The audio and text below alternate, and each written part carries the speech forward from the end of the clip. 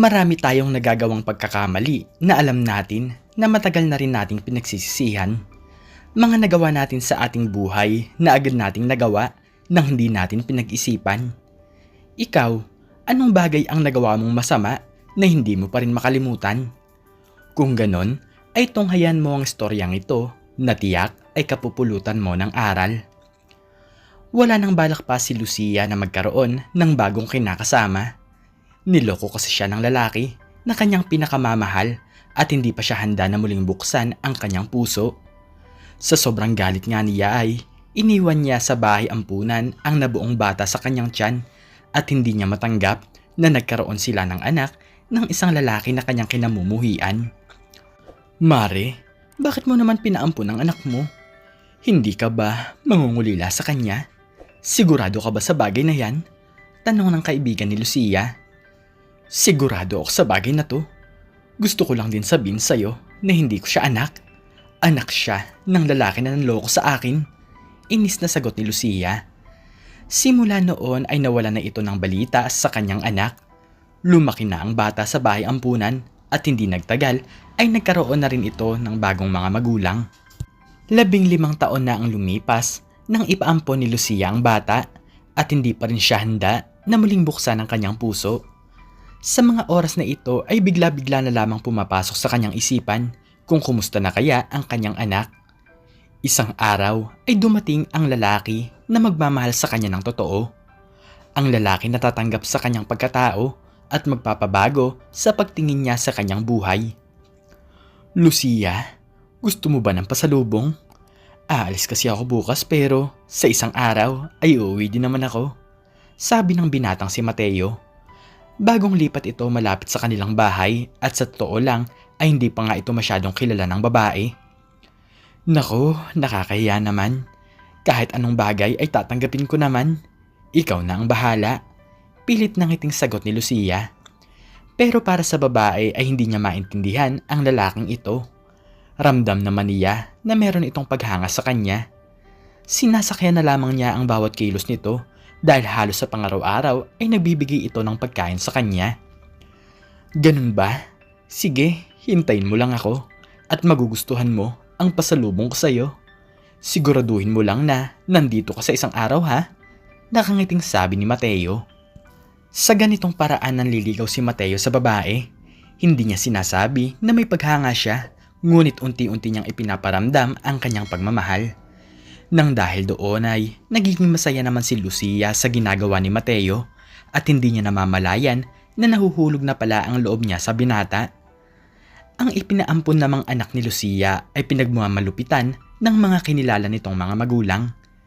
Nang magdalaga ito ay pinagmamalupitan ito ng mag-asawa na para bang ito pa ang ginagawang katulong sa kanilang pamamahay. Ashley, ano ba ang sabi ko sa'yo? Maglaba ka nga ng mga damit at magluto ka ng ulam. Pagod na kami sa trabaho, tapos ganito pa ang isusukli mo sa amin? Galit na sabi ni Aling Esther. Pasensya na po, Nay. Nilalagnat po kasi ako. Kaya tumigil po ako sa aking ginagawa. Mahinang sagot ni Ashley. Nang dahil doon ay namumula ang matandang babae nang dahil sa galit. Pinagsalitaan nito ng masama ang dalaga na nagpadurog talaga sa puso nito. Ampun ka na nga lang, ang dami mong pang palusot.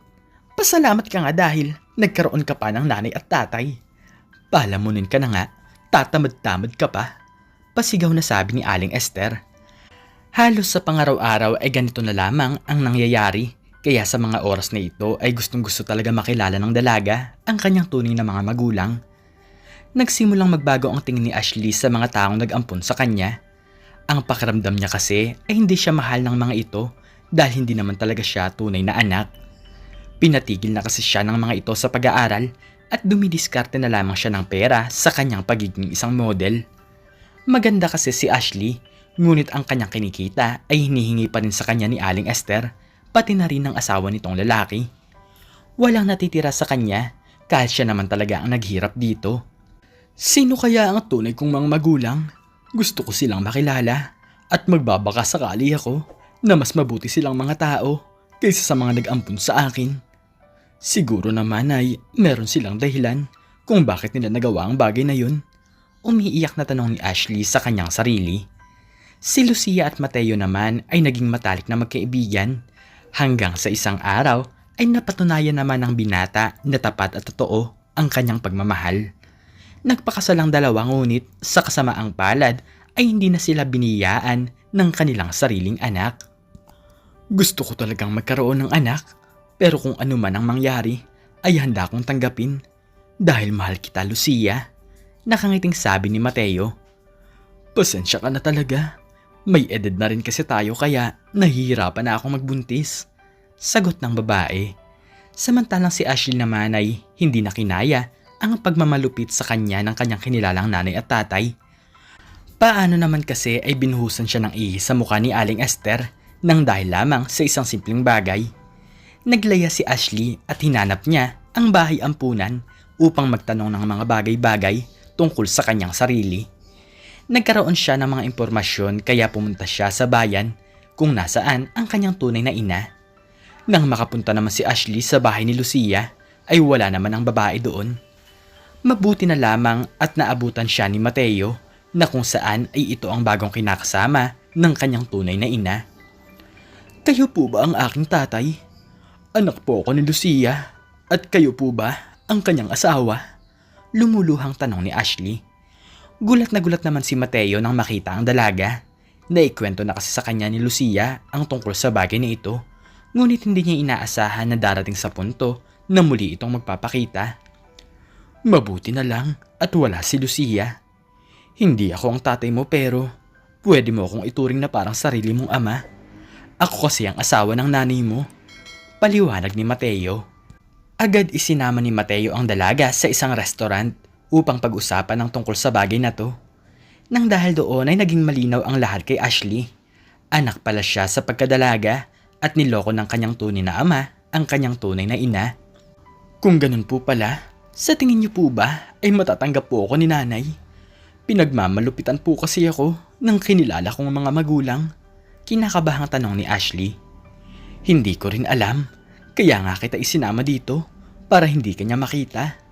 Napapakamot na sagot ni Mateo. Nang makauwi si Lucia sa kanilang bahay ay wala doon ang kanyang asawa. Galit na galit ito matapos niyang malaman sa kanilang kapitbahay na may kasama itong dalaga. Sabi ko na nga ba, dapat ay hindi na talaga ako nagtitiwala. Hindi ko alam na meron siyang kabit at pumili ka pa talaga ng mas bata sa akin. Galit na sabi ni Lucia sa kanyang isipan. Agad nagtanong-tanong ang babae sa mga tao kung saan pumunta ang sasakyan ng kanyang asawa. Ilang sandali ang lumipas ay nakita niya itong nakaparada sa isang restaurant. Hayop kang babae ka. May gana ka pa talagang mangagaw ng asawa. Sa tingin ko ay bata ka pa. Nasisikmura mo talaga na pumatol sa isang lalaki na malaki ang agwat ng edad sa'yo. Nang dahil lang sa pera ay maninira ka ng buhay mag-asawa. Pasigaw na sabi ni Lucia. Nang dahil doon ay pinagtinginan sila ng maraming tao at ilang sandali lamang ay pinalabas sila ng gwardya. Lucia, mali ang iniisip mo. May hinahong sabi ni Mateo. Huling-huli ko na kayong dalawa. Magmamaang-maangan ka pa. Pagsingit ni Lucia sa sinasabi ng kanyang asawa. Pasensya na po kayo, Nay. Hinahanap ko lang po talaga kayo at hindi po ako kabit ng inyong asawa. Ako po si Ashley, ang ipinaampon yung bata. Umiiyak na sabi ng dalaga. Nang dahil doon ay biglang napatahimik si Lucia. Hindi niya maiisip na muli niyang makakaharap ang kanyang tunay na anak. Dumaloy ang kanyang konsensya sa kanyang buong pagkatao dahil matagal na rin naman niyang iniisip ang dalagang ito. Matagal na talaga siyang nangungulila, ngunit tinitiis niya sa kanyang puso na hindi niya makita ang kanyang anak. Patawarin mo ako sa aking nagawa. Ang akala ko sa aking sarili ay hindi kita mahal dahil ang tatay mo ay isang manloko. Pero nagkamali pala ako. Patawarin niyo rin ako sa nagawa ko kanina. Umiiyak na sabi ni Lucia. Agad silang umuwi sa kanilang bahay upang pag-usapan pa ang ibang bagay. Awang-awa si Lucia sa kanyang anak matapos itong malaman na pinagmamalupitan ang dalaga ng kinilala nitong mga magulang. Tinanong nito ang kanyang asawa kung pwede daw na sa kanila na tumira si Ashley. Mateo, mahal, pwede bang dito na tumira ang aking anak? Alam kong mahirap para sa'yo at irerespeto ko naman kung ano ang sagot mo. Nakayukong tanong ni Lucia. Anak natin? Hindi mo lang anak. Alam mo naman na matagal ko ng pangarap ang bagay na yan. Huwag kang mag-alala dahil hindi magiging iba ang tingin ko sa kanya. Nakangiting sagot ni Mateo. Simula noon ay naging magkakasama sila sa iisang bahay. Hindi sila nahirapan na maging malapit sa isa't isa, dala na rin ang lukso ng dugo. Ngunit kahit na isang beses ay hindi hinanap si Ashley ng kanyang kinilalang mga magulang, kaya naramdaman nila na wala talagang pakialam ang mga ito sa dalaga. Nagpatuloy si Ashley sa kanyang pagiging isang model, ngunit sinabihan ito ni Lucia at Mateo na ipagpatuloy na lamang ang kanyang pag-aaral. Anak, marami akong pagkukulang sa'yo. Sana naman ay hayaan mong bumawi ako. Nakangiting sabi ni Lucia. Tama ang nanay mo, anak. Bata ka pa at hindi ka pa dapat nagtatrabaho. Dagdag ni Mateo. Naging isang buong masayang pamilya sila at nang dahil doon ay nabuo ang pagkatao ng dalaga. Hindi na nito hinanap ang kanyang tunay na ama matapos niyang malaman ang masasama nitong ginawa sa kanyang nanay. Lumipas ang maraming taon ay ipinagpatuloy ni Ashley ang kanyang pagiging isang model. Sumikat ito sa buong bansa at talagang kumikita na ng malaking halaga. Nang dahil doon ay muling nagparamdam si Aling Esther. Dito ka pala nakatira, Ashley. Gusto mo bang bumalik sa ating bahay? Nakangiting tanong ni Aling Esther. Pasensya na po kayo pero nahanap ko na po ang aking mga magulang na tunay na magmamahal sa akin. Kinakabahang sagot ng dalaga. Sobrang laking panghihinayang ni Aling Esther dahil maganda pala ang magiging kinabukasan ng babae. Masaya na si Ashley sa piling ng kanyang ina at pangalawang ama. Wala na siyang ibang hiling pa sa Diyos kundi ang magpatuloy ang kanilang masayang pagsama. Hindi kasalanan ng anak kung anuman ang kasalanan ng kanilang mga magulang. Hindi naman nakakapili ng magulang ang isang bata, bagkus ay tayo ang dahilan kung bakit sila nabuo sa mundong ibabaw. Palagi tayong maging mabuting magulang sa kanila at ituro natin kung ano ba ang tama. Ang mga pagsubok ay kayang lampasan at ang pag-asa ay hindi mawawala kahit na kailan pa man. Ikaw, anong natutunan mo sa istoryang ito? I-comment mo sa baba ang iyong natutunan. At hanggang dito na lamang po nagtatapos ang aking istorya at sana po ay nagustuhan niyo ito. Please like, share, and subscribe and click the notification bell para lagi kang updated sa mga bago kong istorya. Muli ay maraming salamat po at God bless us all.